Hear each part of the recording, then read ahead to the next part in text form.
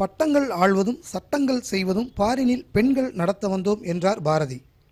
அப்படிப்பட்ட பெண்கள் குழந்தையாக இருக்கும்போதே பல்வேறு இன்னல்களுக்கு ஆளாகின்றனர்.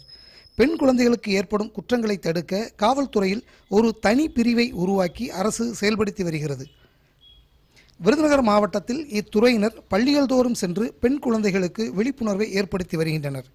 விருதுநகர் சத்திரிய பெண்கள் மேல்நிலைப் பள்ளியில் நடைபெற்ற விழிப்புணர்வு நிகழ்ச்சியில் குழுமியிருந்த 3400 மாணவிகளிடம் ஏடிஎஸ்பி கருப்பையா பெண்கள் மற்றும் பெண் குழந்தைகளுக்கு எதிரான பாலியல் குற்றங்கள் குறித்தும் அதிலிருந்து விடுபடுவது எப்படி, முன்னெச்சரிக்கையாக செயல்படுவது, பிரச்சனை ஏற்பட்டால் அவசர எண்ணில் போலீஸுக்கு தகவல் தெரிவிப்பது, குழந்தைகள் பாதுகாப்பு குறித்தும் அதற்கான சட்ட நடவடிக்கைகள், பாதிப்பில் இருப்பவர்களுக்கு வழங்கப்படும் கவுன்சிலிங் போன்றவை குறித்தும் விரிவாக எடுத்துரைத்தார். போக்சோ சட்டத்தை பற்றி சொன்னாங்க.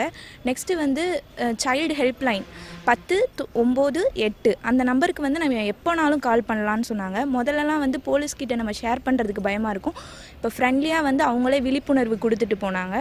குட் டச் பேட் டச் சொல்லி கொடுத்தாங்க. இப்போலாம் வந்து டோன்ட் டச் அப்படின்னு சொல்லிடணும்னு சொல்லி கொடுத்துருக்காங்க. நமக்கு மட்டும் இல்லை, பக்கத்தில் யாருக்காவது நடந்தது அப்படின்னாலும் அந்த நம்பருக்கு கால் பண்ணி சொன்னோன்னா அவங்கள பற்றின தகவலை அவங்க வெளியே தெரிவிக்காமவே டெசிஷன்ஸ் எடுக்க ஆரம்பிச்சிருவேன் அப்படிங்கிற மாதிரியும் சொன்னாங்க. நமக்கு நம்பிக்கை கொடுக்குற மாதிரி நிறைய வார்த்தைகள் சொன்னாங்க. வந்து இன்ஸ்டாகிராம் அப்படிங்கிற ஒரு செயலி வந்து நிறைய பேர் யூஸ் பண்ணிட்டு வராங்க, பள்ளி குழந்தைகள் எல்லாருமே.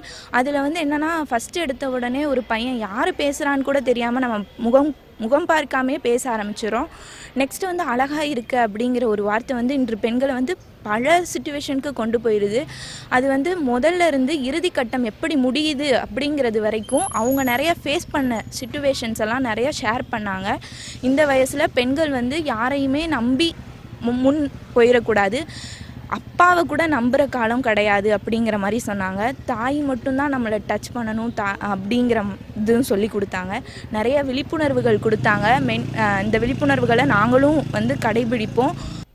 பெண் குழந்தைகளுக்கு எதிரான வன்முறை பெருகி வரும் இக்காலகட்டத்தில் அவர்களுக்கான விழிப்புணர்வையும் போக்சோ போன்ற கடுமையான சட்டங்களையும் அரசு செயல்படுத்தி பெண் குழந்தைகளை போற்றி வருகிறது என்றால் அது மிகையல்ல. டிடி தமிழ் செய்திகளுக்காக விருதுநகர் மாவட்ட செய்தியாளர் தா. கமலக்கண்ணன்.